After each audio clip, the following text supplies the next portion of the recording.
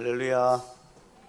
네, 저기 이불로 할렐루야 했습니다. 아멘 얼마나 크게 하는지 알아보려고. 우리는 지난 몇 주 동안 레위기 8장으로 말씀을 나누고 있습니다. 하나님께서 이 레위기를 통해서 하나님의 백성이 어떻게 살아가야 할지, 또 하나님의 백성이 어떻게 거룩함을 회복해야 될지를 계속 말씀하고 있다는 거죠. 레위기 8장의 첫 단락에서 우리는 무슨 말씀을 보았을까요? 아론이 제사장 옷을 입는 장면을 보았죠. 그 장면을 통해서 하나님께서는 우리에게 예수 그리스도의 옷을 입어라 말씀하셨고, 또 관유를 부으심을 통해서 하나님의 거룩한 사역은 사람의 힘으로 하는 것이 아니라 하나님의 절대적인 힘과 능력으로 감당하는 것이다라고 말씀드렸어요. 그리고 두 번째 단락에서는 속죄 제사를 드리는 장면이었죠. 속죄의 은혜가 곧 우리 모두의 사역의 출발점이다라고 말씀드렸습니다. 저와 여러분들이 하나님의 거룩한 백성으로서 또 주님의 사역자로 서기 위해서는 무엇보다도 하나님 앞에서 정결함을 회복해야만이 귀한 일들을 감당하게 된다는 말씀을 드렸어요. 그리고 지난주에는 위임식 중에 번제를 드리는 장면을 드렸습니다. 속죄 은혜를 입은 자는 번제, 즉 자신을 태움으로 무엇은 자리까지 나가라고 말씀드렸죠? 헌신의 자리까지 나가라고 말씀을 드렸어요. 결국 모세는 그 아론과 그 아이들에게 어디에 무엇을 바르던가요? 오른쪽 깃불에, 오른쪽 엄지손가락에, 오른쪽 발가락에 피를 각각 바르는 것을 볼 수가 있었죠. 왜 귀에 피를 바른다고 말씀했습니까? 하나님의 거룩한 음성, 말씀으로, 말씀의 가르침으로 사역을 감당해야 된다는 의미였어요. 그리고 손가락에 피를 바른다는 것은 무슨 의미였습니까? 행동이죠. 우리의 행동이 거룩함으로 바르게 세워져야 된다는 의미의 말씀이었습니다. 그리고 발가락에 바른다는 것은 삶의 방향이죠. 우리의 걸음, 우리가 걸어가는 그 길이 하나님의 거룩한 은혜 가운데 있어야 된다는 의미의 말씀을 드렸어요. 기억나시죠? 네. 아마 기억날 거예요. 저도 기억하는데 여러분은 내분 머리 좋잖아요. 다 기억하실 거예요. 그런 세 번째 시간까지 말씀드렸습니다. 그래서 모든 이 과정을 보면 결국 하나님의 은혜 안에서 부름받은 주의 백성들은 하나님의 거룩함 가운데 구별되어지고, 또한 구별되어진 주의 백성들은 하나님께서 인도하시는 힘과 능력으로 주의 일들을 감당해야 된다는 말씀이었습니다. 이제 오늘 이어지는 마지막 8장의 마지막 대목이죠.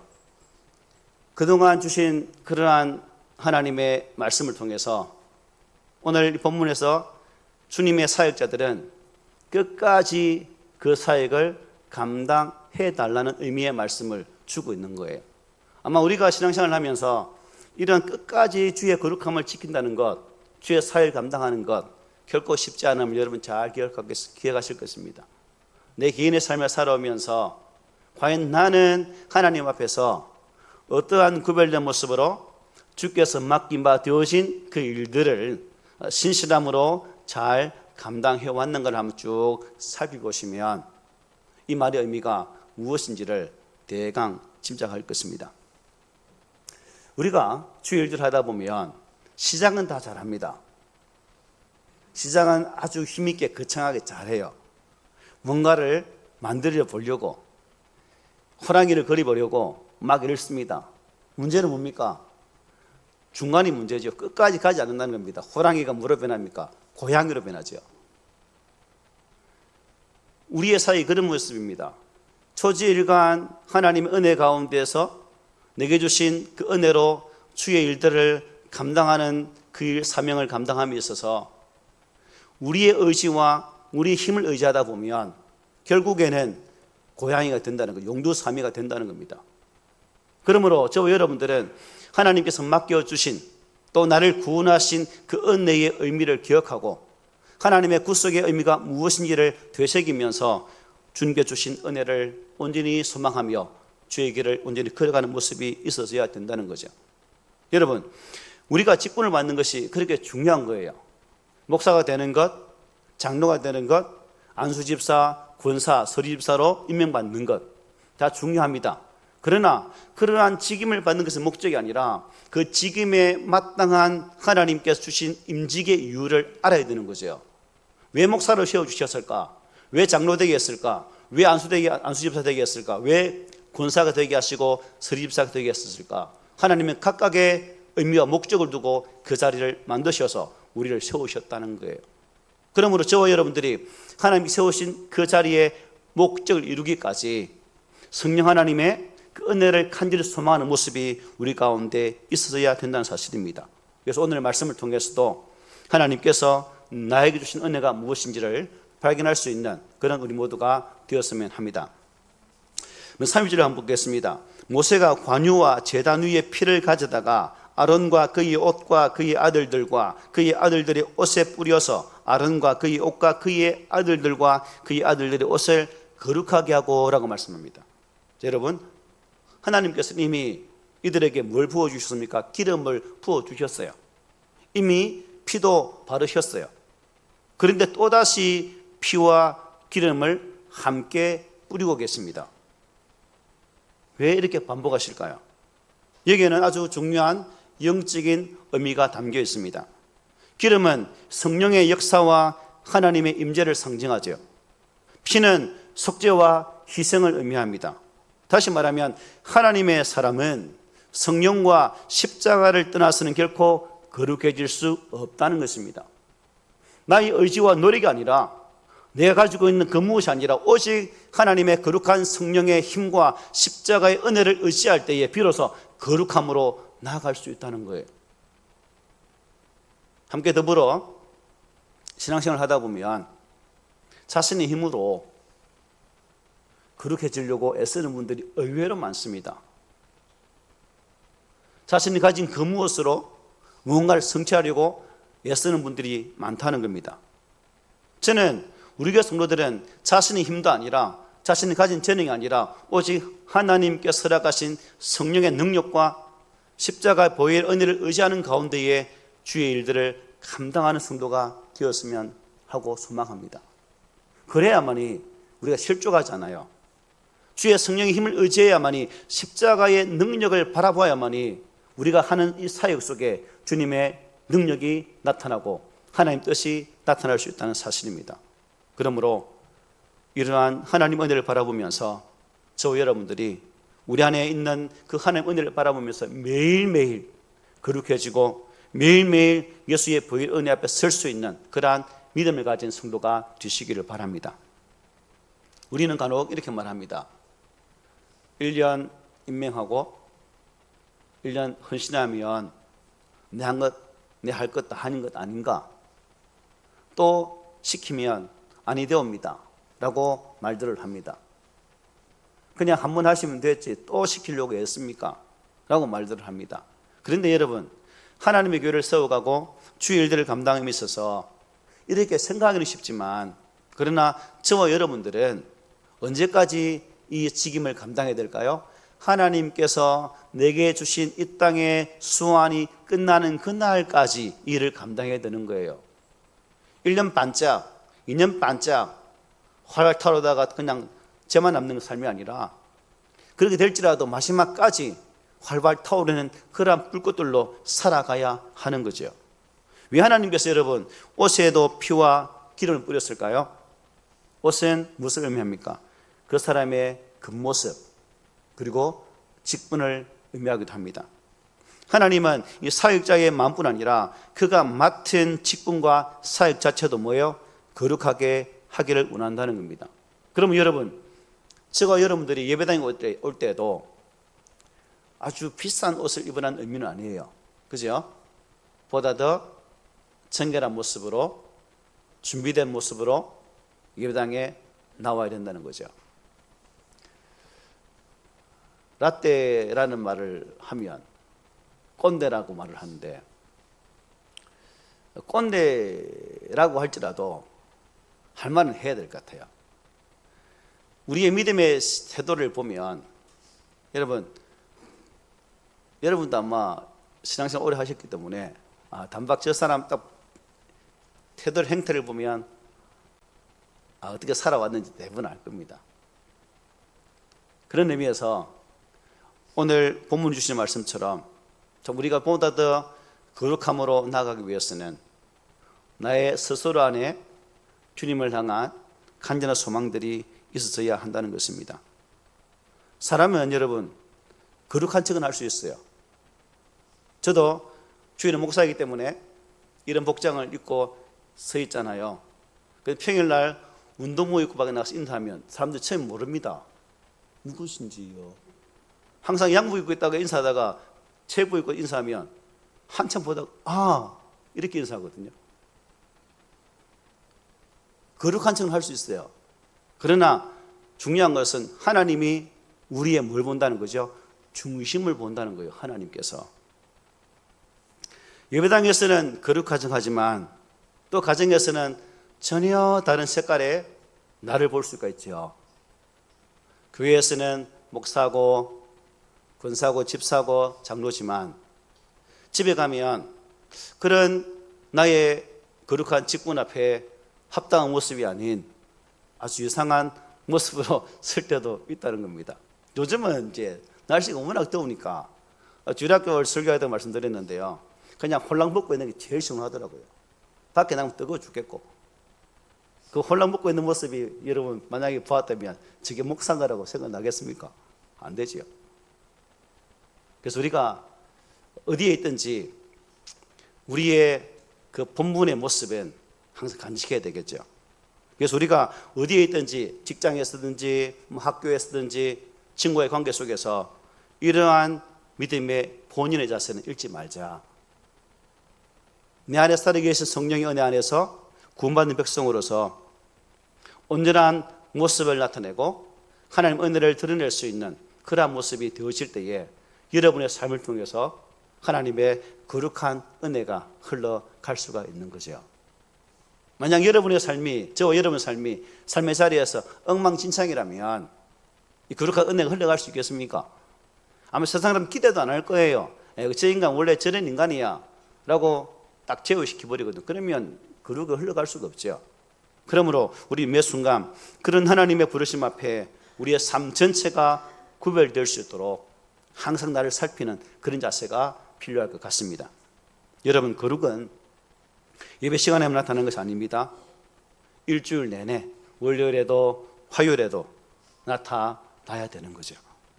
그리고 하나님은 그것을 통해서 우리 안에 당신의 거룩한 일들을 지금도 만들어 가신다는 것입니다. 여러분, 오늘날 하나님의 교회가 세상으로부터 여러분 신뢰를 잃어버린 이유가 뭘까요? 능력이 부족해서가 아닙니다. 이 거룩함을 상실해 버렸기 때문이에요. 이 거룩함을. 프로그램은 많아졌죠.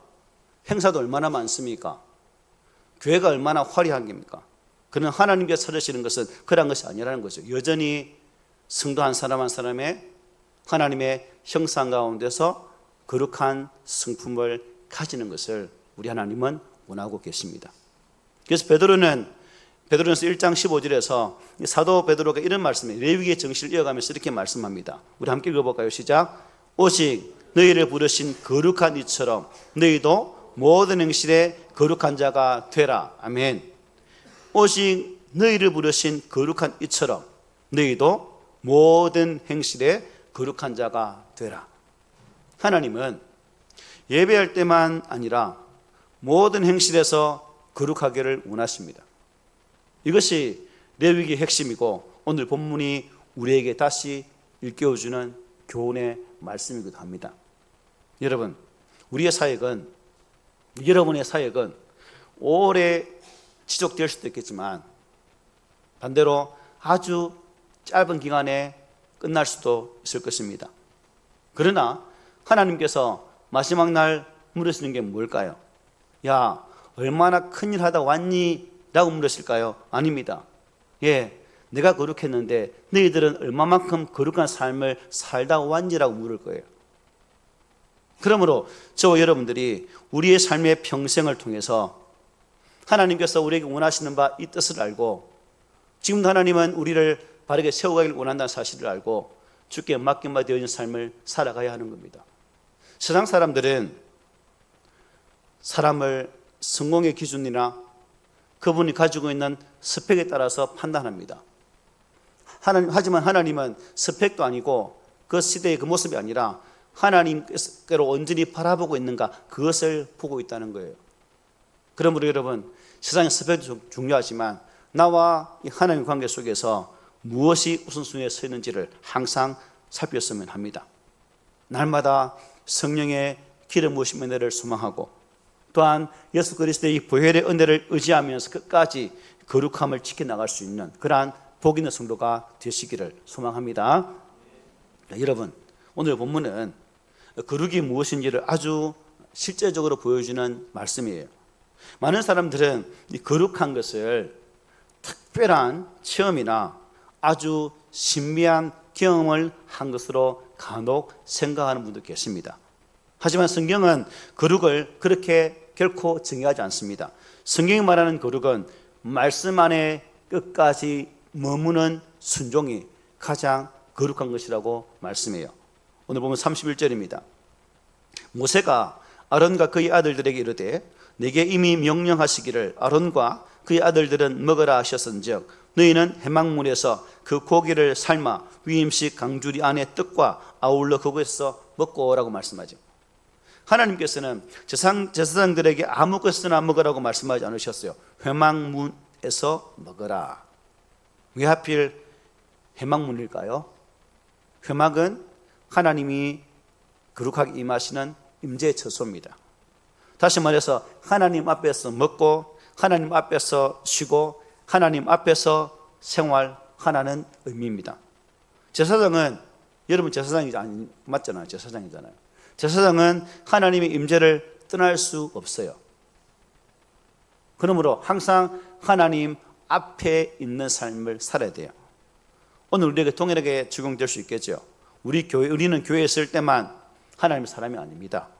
가정에서도, 학교에서도, 직장에서도 하나님의 임재를 의식하면서 살아가야 하는 거예요.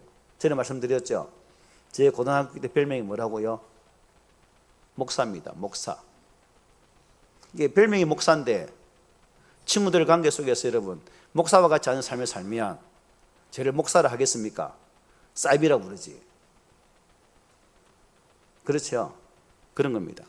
그래서 신앙은 주일에만 드리는 것이 아니라 평소의 삶에서 증명되어져야 하는 거예요. 예배당 안에서만 아멘을 그렇게 외치는 것보다 더 중요한 것은 일상에서도 하나님을 의식하면서 살아가는 것입니다. 이러한 모습이 우리 가운데 있기를 소망합니다. 그리고 32절에 보면 이렇게 말해요. 고기와 떡의 나머지는 불살을 찌며 라고 말씀합니다. 여러분, 왜 불살라? 즉 왜 남겨두지 못했을까요? 하나님께 드려진 것은 거룩한 것이기 때문입니다. 거룩한 것은 인간으로 사용하지는 못하는 거죠. 이게 또 중요한 교훈이 있죠. 하나님은 오늘 주시는 그 은혜로 오늘을 살게 하시는 분이십니다. 이스라엘 백성들을 보십시오. 광야에서 하나님은 매일 만나를 주셨죠. 그런데 욕심 많은 사람은 일틀 분량을 주워다가 집에 두었는데 그게 썩어서 못 먹습니다. 하나님은 매일 한 끼, 즉 이제 안식일을 앞두고 그날에는 2끼 분량의 만나를 주도록 허락해 주셨죠. 무슨 말씀의 의미입니까? 매일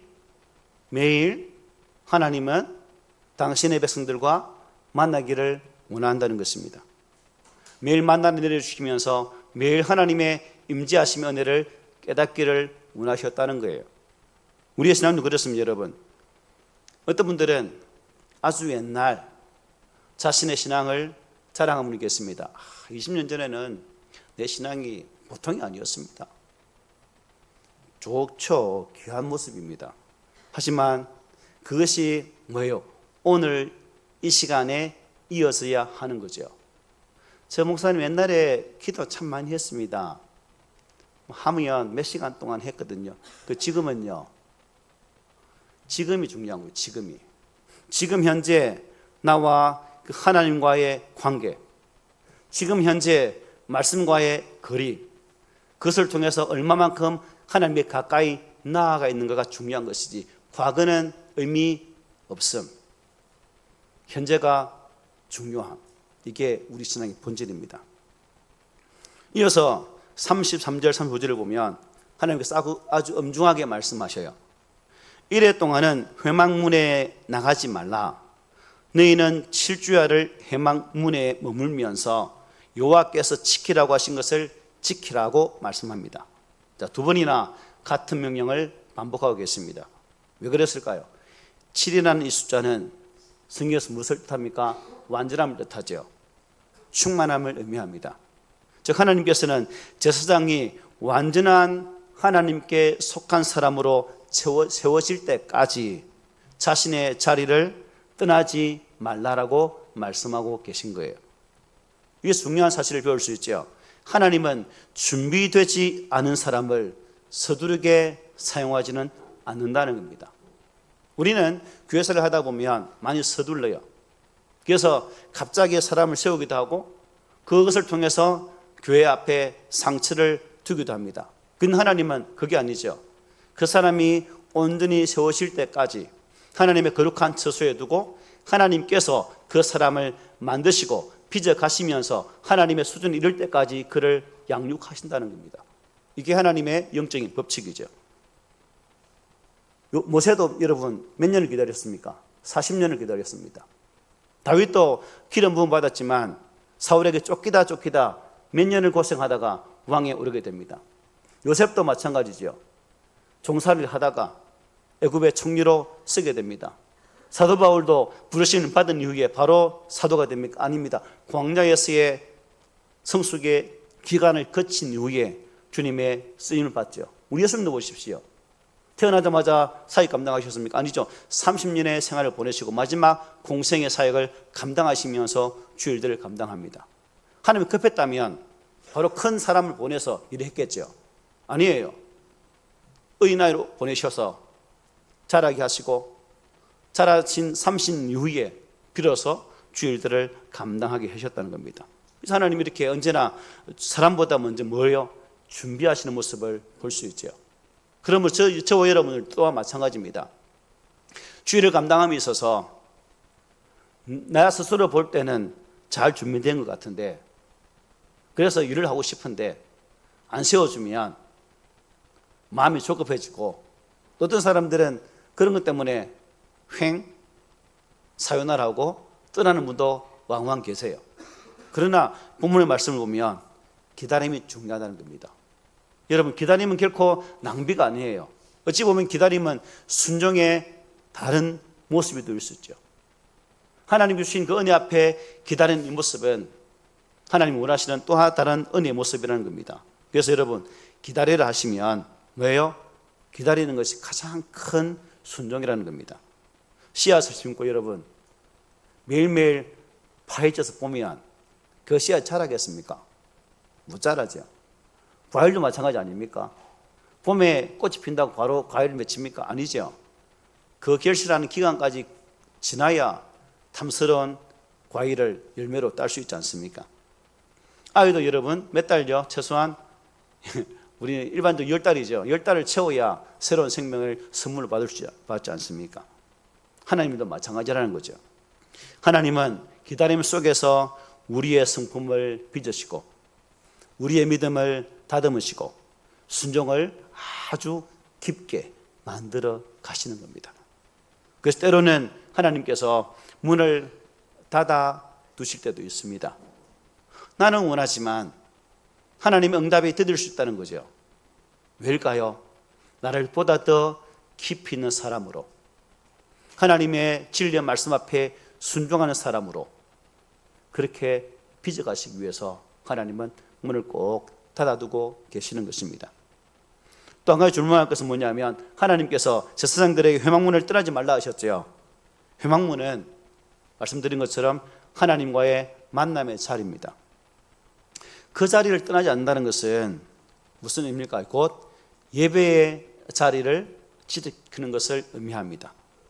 오늘날 저와 여러분들의 회막문은 어디입니까? 바로 말씀의 자리죠. 기도의 자리, 예배의 자리입니다. 그리고 성도들 간의 믿음의 교제가 있는 바로 그 자리입니다. 사람은 그 자리를 떠난 순간 조금씩 마음이 식어가죠. 처음에는 예배를 한 번 빠집니다. 한 번 빠질 때는 마음 한켠이 좀 찝찝하는데 두 번, 세 번 빠지다 보면 아무렇지가 않나요? 그죠? 기도도 그렇습니다. 계속 미룹니다. 미루다 보면 기도는 나와 상관없는 종교의 문자가 되어버리죠. 말씀도 마찬가지입니다. 점점 우리의 신앙이 식어버리면 말씀을 귀찮아하고 읽는 것을 계속 멀리합니다. 그러다 보면 여러분 어떻게 될까? 죄가 커지는 것이 아니라 뭐가 커질까요? 하나님과의 거리가 점점 멀어지게 되는 거예요. 이게 가장 무서운 거죠. 하나님과의 나와의 거리. 그녀를 만나기 전 바로 100m 앞에 전, 10m 앞에 전 그 노래 있잖아요. 그것처럼 우리는 하나님과의 거리가 가까워져야 되는 거예요. 가까워져야 되는 거예요. 우리 교회도 마찬가지입니다, 여러분. 저는 교회를 섬기면서 우리 믿음의 지체들이 한 분 한 분이 하나님과의 인격적인 만남을 통해서 신앙이 조금씩 자란 것을 보면 참 기쁩니다. 목사가 이렇게 기쁜데 하나님 얼마나 기쁘겠습니까? 이것은 곧 그 속에 사모함이 있다는 거죠. 사모함이. 그러므로 우리 교회도 여러분 건강해지기 위해서 뭐가 필요할까요? 먼저 이 예배의 자리를 지켜야 합니다. 사역이 많아지는 것보다 예배가 살아 있어야 하는 거예요. 봉사가 많아지는 것보다 기도가 살아 있어야 되는 겁니다. 그래야 하나님께서 기뻐하시는 교회가 될 수 있는 거예요. 여러분, 오늘 하나님께서는 우리에게도 같은 말씀을 하십니다.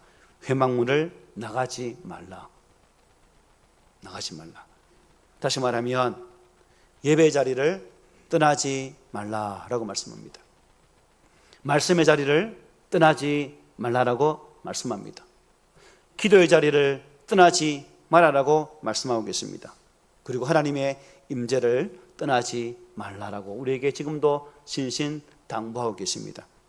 세상이 아무리 바쁘게 돌아간다 할지라도 우리의 중심은 하나님 앞에 머물러 있어야 하는 것입니다.